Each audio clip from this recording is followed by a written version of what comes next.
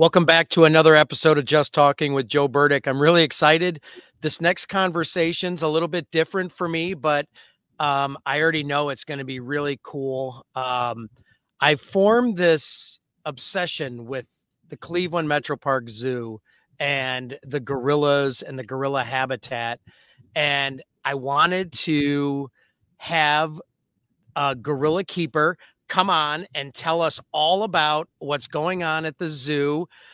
Laura Klutts is the associate animal curator at the Cleveland Metroparks Zoo.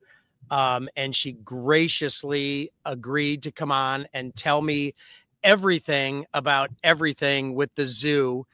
The Cleveland Metroparks Zoo, for those that don't know, is 143 years old, founded in 1882. I used to sneak in there as a kid and I got caught, and they fixed the area where I came in. So I stopped doing that. I'm actually now a seasoned member for the zoo. The Cleveland Metroparks Zoo is the home of the first koala that was ever born outside of Australia. It's the oldest zoo in Ohio. Amazing, exciting changes are happening at the zoo, and I know Laura is going to tell us about one of them. And our first gorilla born at the Cleveland Zoo was born October 26, 2021. And this gorilla has the most amazing personality. I can't believe how fun he is to watch. But Laura, welcome to my podcast. Thank you for doing this with me.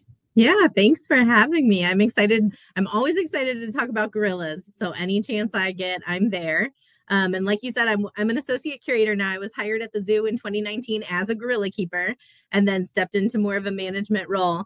But my heart is still with the gorillas. Well, I saw that on full display with you and your team last weekend. Laura, I sent her an email and she got right back to me and she said, I happened to be at the zoo that day. And she said, if you're around at 1:30, stick around. There was something exciting that was going to be happening. We'll talk about that in a few minutes. But Laura, what made you want to be a gorilla keeper? It's a pretty fun story. So when I was 4, I fell in love with a silverback gorilla at the Lincoln Park Zoo. And ironically enough, now that I've gotten the chance to work with our gorillas here, Makolo, our silverback, was actually born at the Lincoln Park Zoo. So this was probably his dad or one of his uncles. So I don't know. I just had a connection with great apes since I was little. I actually wanted to be an animal doctor, a veterinarian, and then realized that animals have a love-hate relationship with their docs, just like people do. You know, I love my doctor as a human being, but I don't want to go see her all the time. So I wanted to be the person that has the good relationship, the fun relationship, gets to do all the training, the direct care of them. So that's why I went into animal keeping. So what's a typical day like for you and the other gorilla keepers at the Cleveland Zoo? It's pretty busy. So it's a little hectic. It's unpredictable. You know, a lot of people say that the gorillas work for us. The gorillas are our bosses. So you don't get to tell a gorilla what to do. You can ask them nicely. And if you have a good working relationship and work together to make things happen, that's how you can have success in your day. So zookeepers are the main caregiver for the animals that they care of. So for the gorilla keepers, they see the gorillas more than they see their own family. I would put money on that. So they are with them 40 hours a day. They are there if they need them overnight. They are there. They're their voice for their kind of communication to the other departments. If they need to see a doctor, they're their advocate for that. They see their true personality, their true behaviors. Sometimes they mask their behaviors for other individuals. And I would say they have quite a friendship with the gorillas. But it's really stressful and it's really busy and it can be really chaotic. But a lot of people think we just get to hang out with the animals all day. We do observe their behavior, but lots of times we're behind the scenes, cleaning their enclosures, making enrichment for them, which is anything new and novel to their environment. Doing their medical and husbandry training is a large part of their job. And all the not so fun stuff like the record keeping and the documenting and all of that, the zookeepers are responsible for it all. Wow. So how do you build a relationship and a trust with the gorillas? Because Yeah, they're not, they're not a little howler monkey or something. They're you know, how do you build that trust and yeah. relationship with them? We do it through positive reinforcement and Mhm. operant conditioning. But it's also following through with actions. When we like set up their holding, they know that there is good stuff in there. They know that we're never going to put them in a predicament that could be harmful to them. Like over time, we just build that trust. But when we ask gorillas to do something for us, we can set it up for success. And that means having a lot of trust in your trust bank. So just from working from them every day can work into us doing training sessions with them that can lead to very difficult and scary behaviors for them. But you got to think like over time, and the more you invest in your relationship and the more that you put into it, the more that that just grows.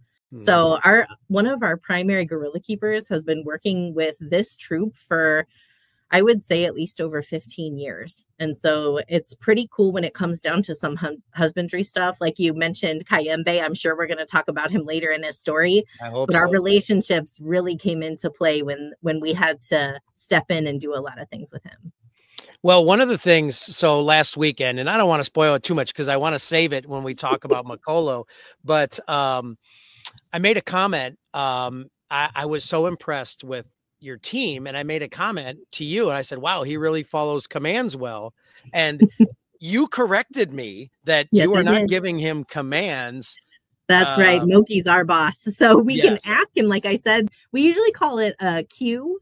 In training terms, it's called a discriminative stimulus, which means a certain thing happens or is put into his environment, and we have a learned conditioned response for a certain behavior to follow. So whether we say a word or we do something with our hands, and he responds appropriately, he gets reinforced or rewarded for that. So Mhm. we never punish our animals. We are guests in their house. They are our bosses. Mhm. And so we can work with them and give them cues and really reinforce that relationship for doing positive interactions. Well, what's the most challenging part of caring for such a powerful animal? Yeah, one thing that a lot of people don't think of when they come to see these magnificent animals is the level of safety and security and thoughtfulness we put into our protocols and procedures. And when you're dealing with dangerous animals, that can be quite stressful. We have locks on certain things. It's for the safety of them and for the safety of us. And even when dealing with geriatric animals, we have to make sure that conditioned spaces are not going to be harmful for certain situations. And then the opposite, infants, there's a lot of things that we have to take into safety considerations that those troublemakers just will get into. Mhm. And so that's a huge part of it. And making sure that not only for us and the guests that come to see them, but for the gorillas themselves and making sure they have the best welfare. And how do you keep them mentally and physically stimulated every day? Yeah, so lots of accredited zoos have really, really good high standard enrichment and training programs. We briefly touched on the training, but enrichment is anything that's changed or added to their environment. And here at the Cleveland Metroparks Zoo, we have a behavior based enrichment program. So we look at the natural behavior of the species, then also the individual history of the certain animals we're looking at, and we come up with a plan to elicit wanted behaviors. And then we give items that we think will encourage those animals to do the certain behaviors we're looking to see. Mhm. So the gorillas actually get enriched twice a day. That's the minimum. And then they could get way more than that. And it's based on keeper discretion and the planned calendar and what behavior. But you better believe they're getting lots of different things every single day that the zookeepers are prepping for them. I'll bet. You mentioned the part of your job, the record keeping and all that. How do you monitor a gorilla's health? And what are some common medical procedures that they get? Yeah. So lots of different situational medical things can arise. The keepers actually observe the animals every day. You know, they're working with them. They have a daily keeper report. We use ZIMS, which is the Zoological Information Management System across the zoo. Entries get taken from that report, put onto the electronic documentation system. We have special medication records that come from our veterinarian. But it really starts from observing behavior. So even the keepers can kind of pick up on these subtleties.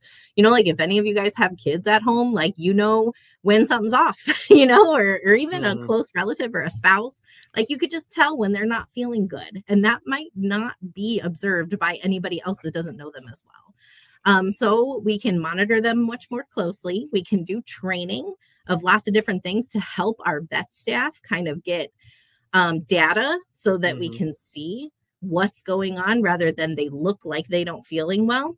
So some of that looks like we can take voluntary temperatures either on their forehead or in their ear. We can listen to their chest with a stethoscope. We can even have them turn around and listen to the back lungs, just like your doctor does. You know, they check the front and then they want to listen to you on your back. We give them regularly vaccines. So they're flu shot injection, voluntary trained. They come over right to the mesh and take their injection through the mesh. Now, granted, remember all this stuff, we never share space with our gorillas. So this is done through a protected barrier. And when you see them in their habitat, like the barrier that has all the holes, we call that mesh. So we work through a lot of things like that with their behaviors. And then we can get creative and put on different things and ports and things to the mesh where we can hook up a blood sleeve. And it's literally like a mesh tube that comes out and is protected. The gorilla is trained to put their arm in there, and we can get voluntary blood samples that way. So Makolo and Frederica, one of our oldest females, they're actually completely trained on the behavior. We do quarterly blood draws on them, which is really important because Fred's our most geriatric gorilla. And we've gotten flashes on all our females. When they're pregnant, we do sonography training. So we can actually look at the fetus while it's growing.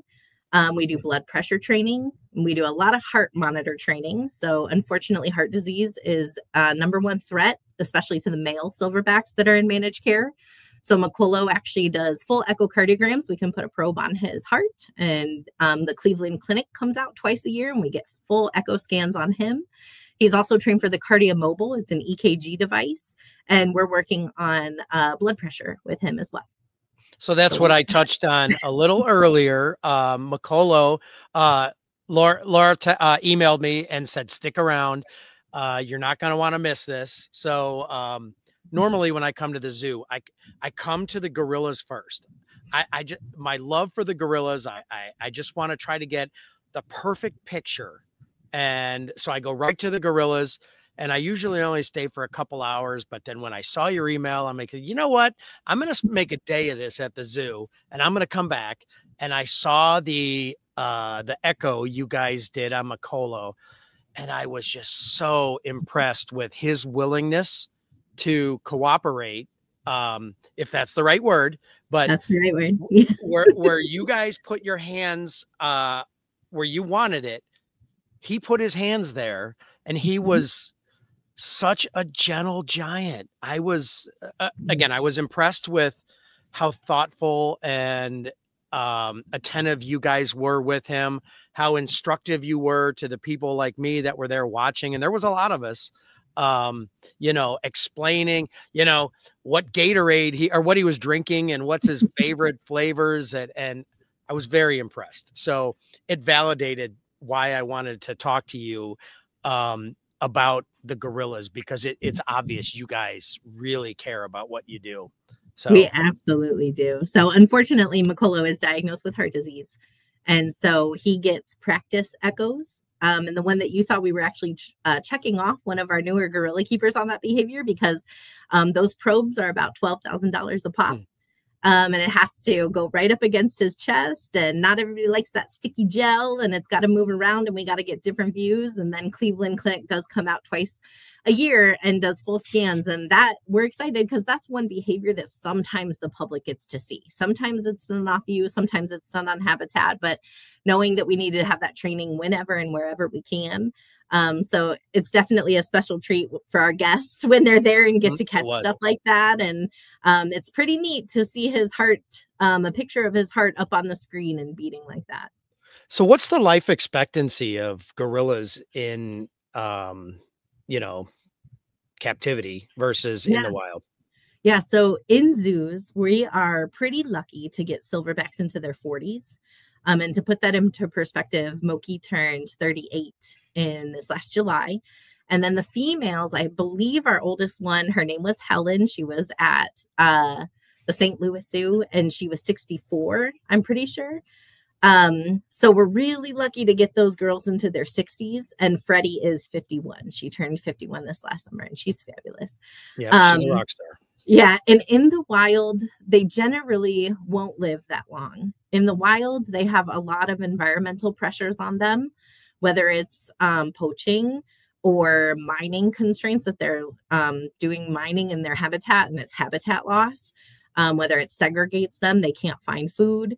And then, just like the human restraints when we're growing more and taking away habitat, not conserving habitat. So they have a lot of stressors on them. They have to find their food. They don't have a whole lot of predators except for humans poaching them.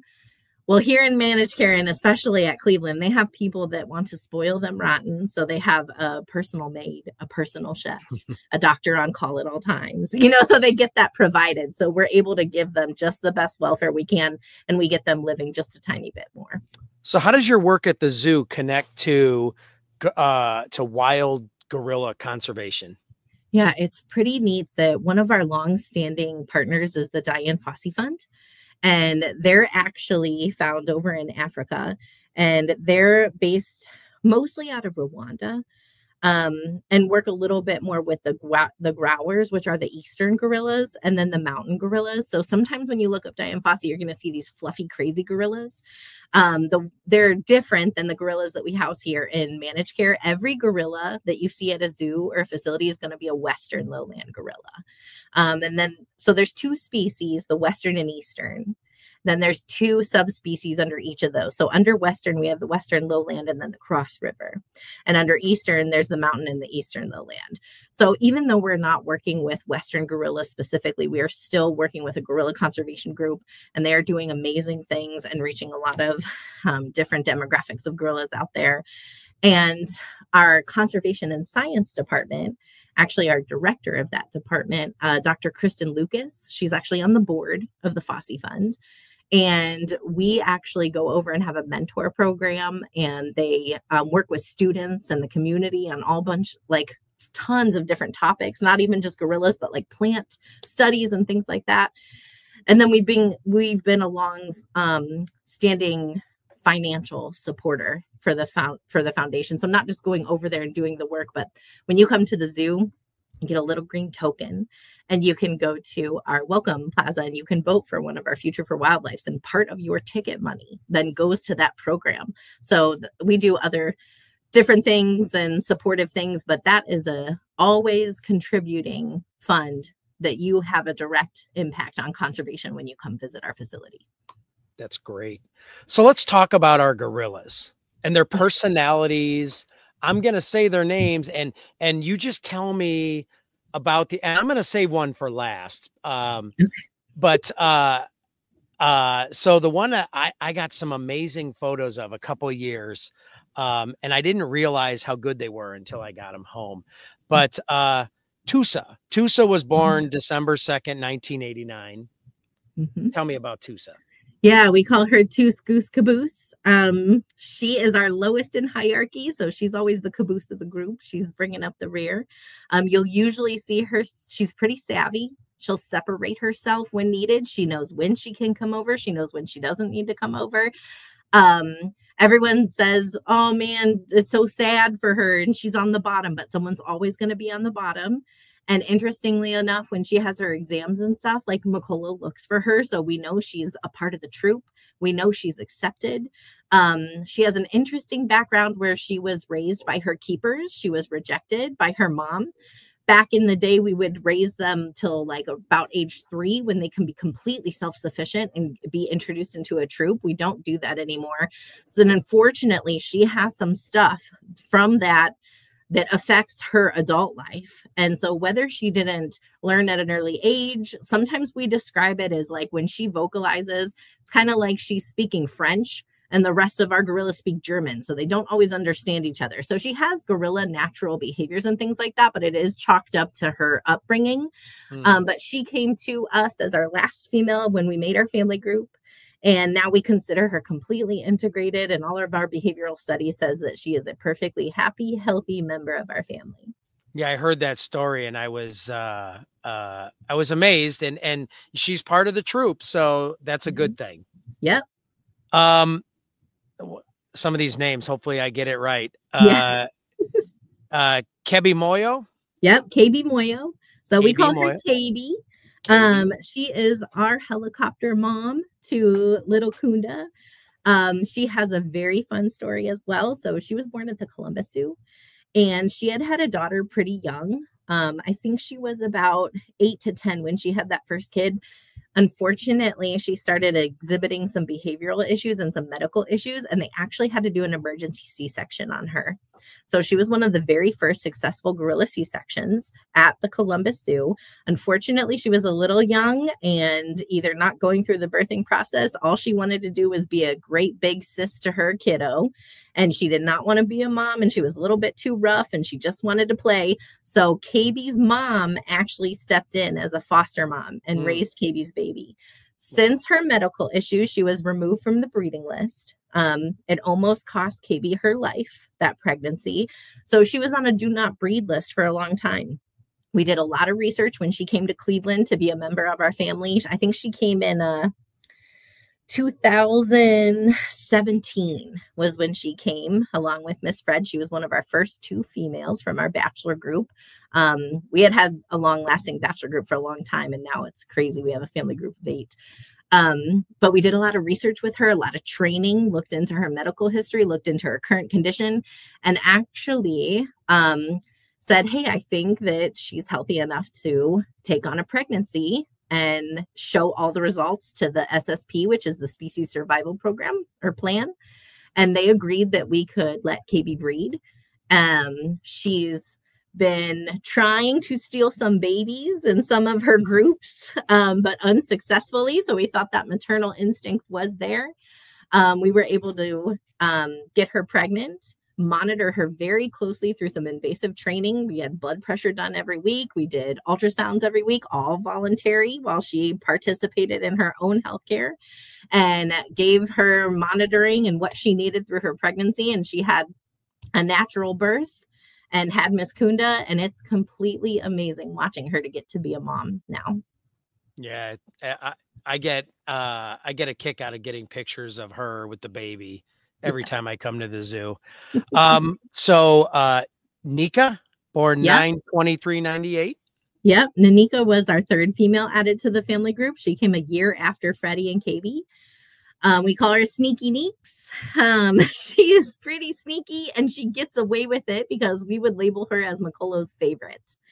So she came from the San Francisco Zoo, and I actually got to go there and visit and meet her mom, and she's a spitting image of her mom. She is our youngest female. Let's see, she turned 27 just a couple days ago on the 23rd. So she's 27 now. Our other females are older than her. So she's still, if you see Kayembe running around, she's usually the one that's playing with him and going crazy with him if he's not bugging dad too much. But Nika is actually Kai's birth mom. So she had a kid in San Francisco, did not raise that kid. Again, her mom took on the care of that kid. She did get a breeding recommendation, so we took her off birth control, and she got pregnant. We did a ton of maternal training with her. So we actually used a stuffed infant that our gift shop gave us. So a little stuffed gorilla, and did baby training with her and everybody in the troop, and even Makolo. We were worried if she left the baby somewhere, someone would go get that baby and bring it to us and help us bottle feed it through the mesh. And we were trying to do whatever we could to keep that kid with that group. Unfortunately, she gave birth about 6 weeks premature. She had a very unusual labor, and then she decided she didn't want to pick them up for whatever reason.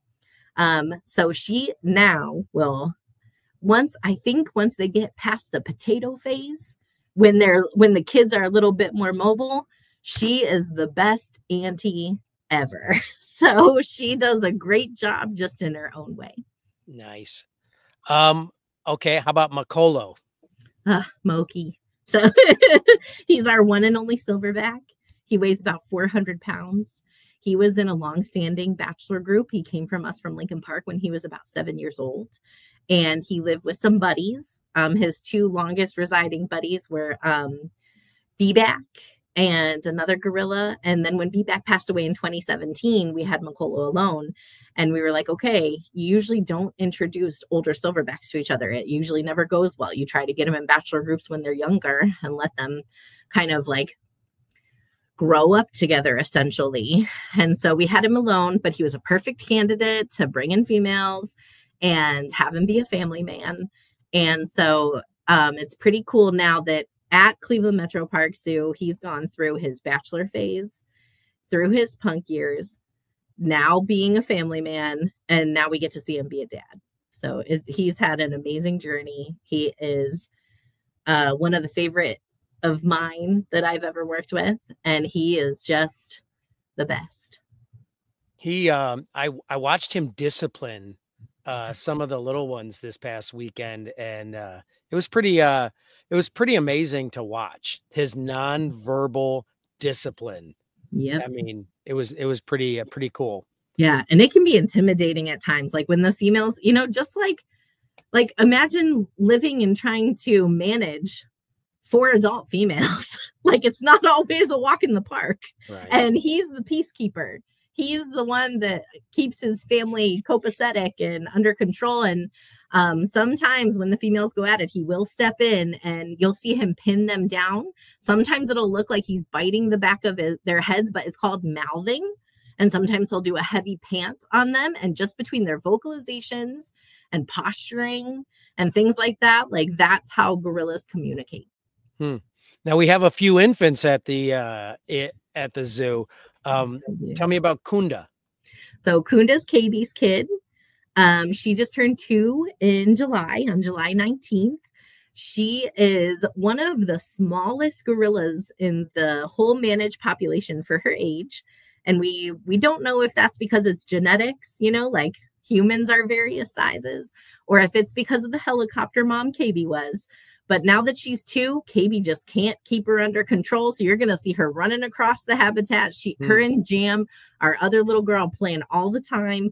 She plays with Kayembe. She is spunky and sassy. And I'm scared when she becomes a 3-nager, because that girl has her mom on her pinky finger and her dad on the other finger. So she's actually starting to do her training. She's learning some different behaviors. And we're just so glad she has other siblings to play with, because that girl has a lot of energy. Well, we've talked about him a few times. Let's talk about Kayembe, because he just looks like he's a troublemaker. I mean, in a good way, like a typical kid would be. Right. Yeah, he's going to be 4 on October 26th. He was the very first baby born at that point in time in our 139-year history. So it was a huge milestone for us. Unfortunately, he was undercooked. So he came out 6 weeks early. And then he needed someone to pick him up. So he's had kind of a rough go at it. And we affectionately call him our monster, because today, and watching him rambunctious like any 4-year-old running around, like it's exhausting. But we'll never take those moments for granted, because being premature and being underdeveloped, he had some health issues. First, we had to find him a mom. Thank goodness, day 1, we had all our gorillas trained. Freddie, our oldest gorilla, stepped up to the challenge. So got him a mom, did all the maternal training. Unfortunately, he had I'm going to mess up some medical technicalities, but parts of him were underdeveloped that he actually aspirated and then got pneumonia really bad. And so we actually had to pull him from the group, keep him in ICU. He had cords and stuff all over him. He was getting medicine. The keepers lived here 24/7 until he was deemed healthy enough to get him back up to the building. It was touch and go for a while. We were really, really worried. We were prepared for the worst, but fortunately we were able to save his life, get him back up to the gorilla group, get him healthy enough, get him back up with our group when we deemed it cleared. that he was medically cleared. Freddie took him back right away. So going through those crazy challenges, like, we'll take him being a monster every single day. Mm-hmm. Now, I don't know how many people in Cleveland know this story. It seems like every time I talk to somebody, they don't know it. Jamila. Yeah. So Jam's our newest addition. She was not born here at our zoo. She was born at Fort Worth Zoo. Her mom had to have an emergency C-section. They tried to save mom's life and they saved baby's life. And unfortunately, like, a C-section looks a little bit different for a gorilla. We don't share space with our gorillas unless they're completely anesthetized. And sometimes that's tricky. And then when you wake up from the anesthesia, if you've ever had an anesthetic event, you're a little groggy. Sometimes you don't remember. Sometimes you don't, whatever. And we don't speak gorilla, so we can't ask our gorillas exactly what happened. But for whatever reason, she didn't pick Jamila up. So they worked with the SSP a lot and tried to do some things at their zoo and work with some of their females. Unfortunately, that had to find another home for Jamila. So the SSP recommended Cleveland because Freddie had done this with Cayembe. Cayembe was a male and at an old enough age that he was a little bit more independent. So we felt Freddie could take this on. We were selected. We were actually voted on by the SSP to get the recommendation to bring Jamila here. Fort Worth keepers came up with her, spent a week with us, transitioned over her care, did an introduction, figured out and read some behavior, went through a process of doing some fission fusion and getting her introduced to the group. And Freddie absolutely stepped up and took on care of Jamila, and she's been with the group ever since. Well, we keep talking about her. Yeah, she keeps coming up, huh? So Frederica, just a little bit I have on her. She's 51, born June 5th, 75, the oldest female in the troop. She's foster mother to 7 babies. Is that right? Foster mom to 2, but she's had 7 babies of her own. Oh, okay. All right. Yeah. And she had a hysterectomy in 2021. Mm-hmm. So tell me about Freddie, because the people that don't know about Jamila have no clue about Freddie. And this is such an amazing story. Yeah. So I say that we're so lucky we have Freddie. She is fabulous. She is one of the smartest apes I've ever worked with. She fluctuates and pretty much stays on top as our top female of the hierarchy group. She's not a troublemaker, but she stands her ground. And yeah, for whatever reason, she just has that maternal instinct and showed interest in, we didn't know which female would step up to take on care of Cayembe. And she walked right in, and within 1 minute of being in the same room with him, she had him picked up and then did all her training. And you got to think, once you take on that responsibility, that kid needs fed every 2 hours. And here's the fascinating thing.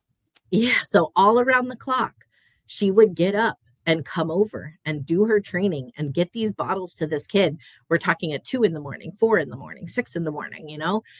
So we were bottle feeding Cayembe.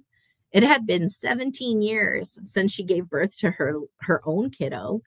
And Kai was doing all the things a baby would do, you know, like nursing on her, even though like he was getting his bottles from us and through his training. And then we saw a big dip in his consumption. And we were like, oh no, he's sick again. What's going on? We're like, but his behavior's fine. What the heck is happening? And one morning I was doing their bottle feed and he had been suckling on Fred and he came off of her to the bottle and there was a white film and white drips from her. And I was like, is that breast milk? I was like, no wonder if this is breast milk and she's feeding him, no wonder he's not eating from us. So her body even knew what to do and started lactating. And so she's breastfeeding Kai this whole time, which helped out with Jamila too, because now she is breastfeeding Jamila, even though she's offered supplemental bottles from us. Yeah. So even though her personality is amazing, she's an amazing gorilla. Like her body's amazing and just knew what to do at 50 years. Well, I think she was 47 at the time, but through these years, then 47 to 51, she's been nursing a kid, you know? So she's incredible. Her story is incredible. And we are just so lucky we get to have her here in Cleveland with us.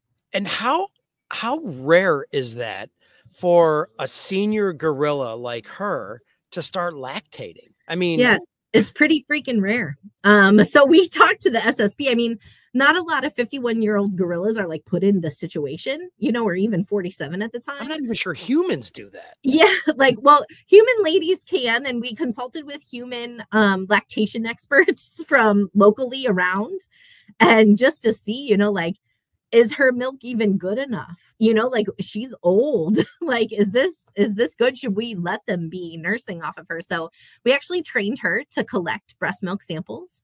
And we got samples, sent them off to the lab that works with the Smithsonian Zoo, the National Zoo. And Dr. Powers there was able to confirm that her breast milk was just fine.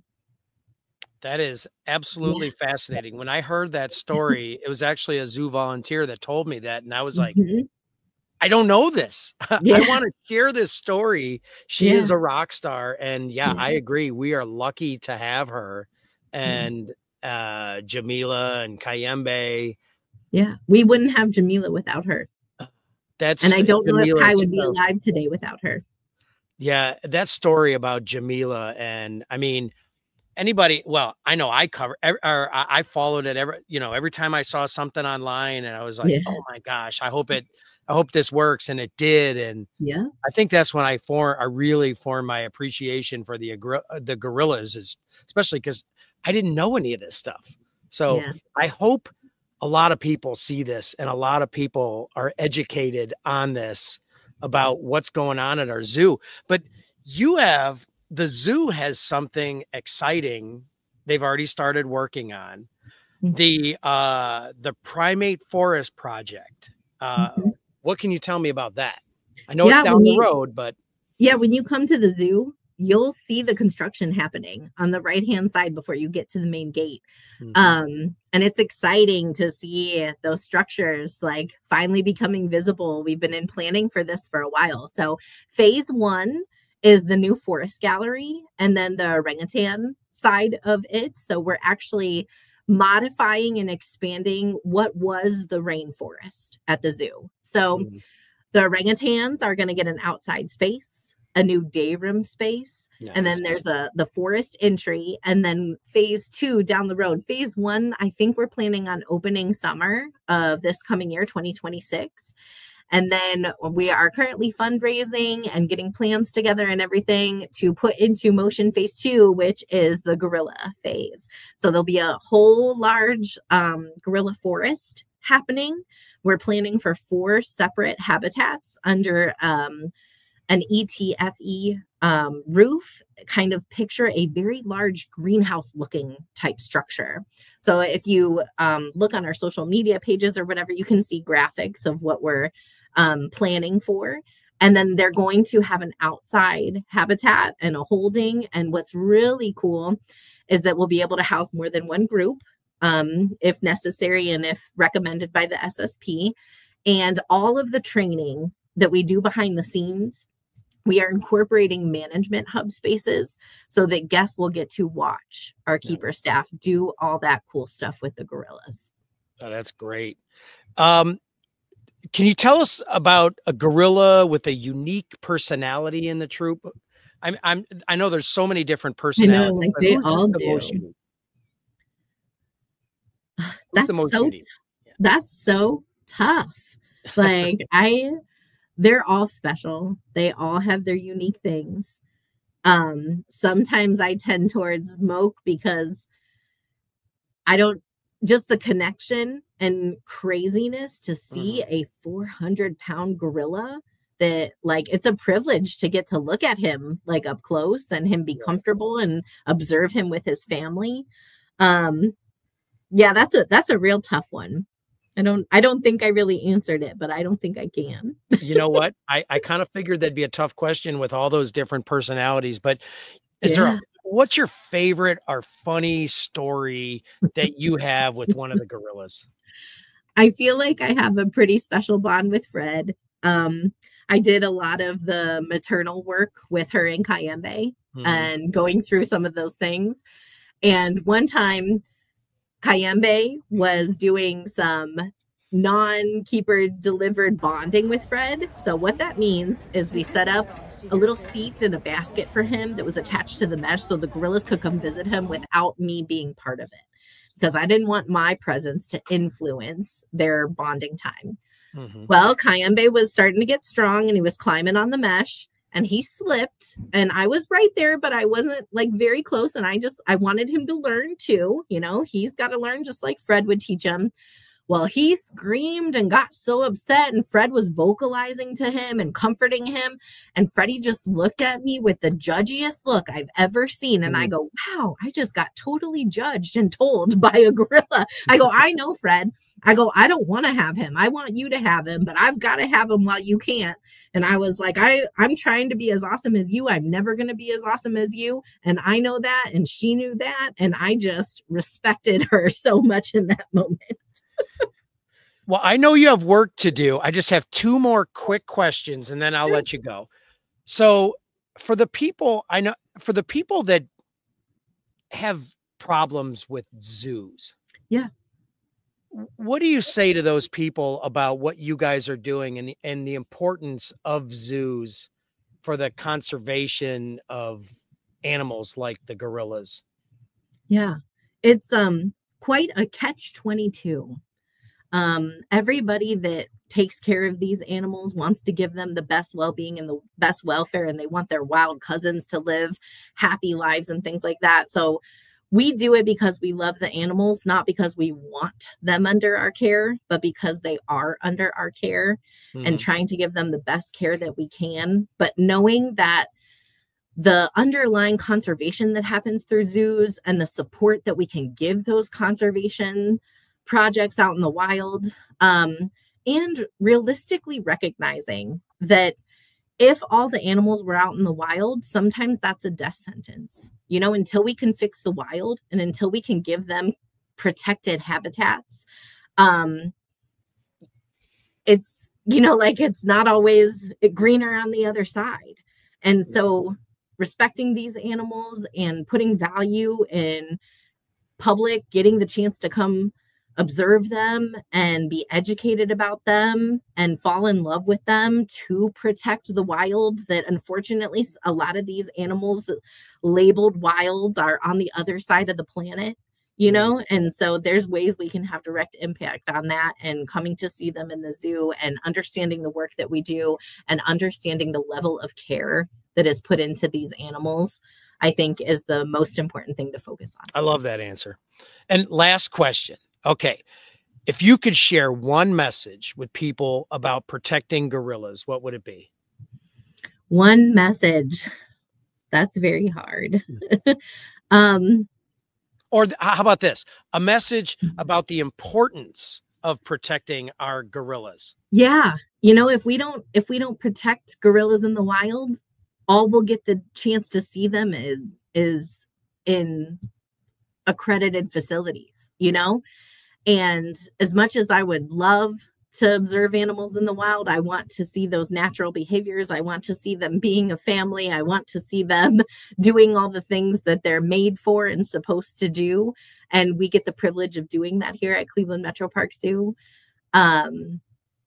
So yeah, just knowing that coming to the zoo supports that conservation effort, or even doing a conservation effort on your own. But even just to come to the zoo, and even if you're not gung-ho and wild about gorillas like you are, like I am, like just to get to see them and observe them for a minute, like hopefully that sinks in with everybody. There's so many good things that have been happening at the zoo, and the birds. Yeah. We could talk all day. I know you have your work and you have a million things you have to do. I'm so grateful that you took this time to talk about our troop. And I really hope people learn about Freddie and Jamila and Makolo and all of them, Tusa, and come to the zoo and support the fundraising for the new habitat. I can't wait for it to open. Hopefully I'm still alive when it opens, but I can't wait for all the great things. So thank you very much for doing this with me. This was educational for me, and I really hope a lot of people see this. So thank you for your time. Absolutely. So happy to do it. And I will let you know the next time I'm at the zoo. I'm going to be there a lot taking pictures. Sounds great. So have a wonderful day, and thank you very much for doing this with me. Absolutely. All right. Thank you.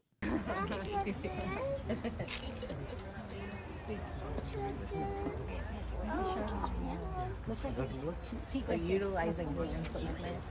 Can you see? So let's stretch that area of the chest out. Sometimes right, yeah, and like up. Sometimes right where you want to go will be like where a bar is. So you just kind of, if you want to get contact and like have an opportunity to reinforce. Right? That's his heart.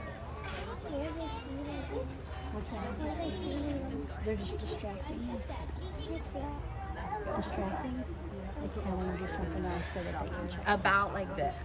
So not a whole bunch. Look at this like when you, the main thing is the flat face of that gray thing. You want it as flat on his chest as possible. So when you're angling and stuff, you want to try to keep that square. So that kind of determines how much pressure. So for the bars, yes. So and then that curve on average is about. So look at that screen. A little over $10,000. You see the screen? So you, that's his heart. That's all you, Sydney. You got it. Okay. Just a little. Look at the monkeys up above. Look there. Right there. And then whenever you want to rotate to 4, do some off pressure, hill down slightly and push. There's a little bit. And, yeah. Okay.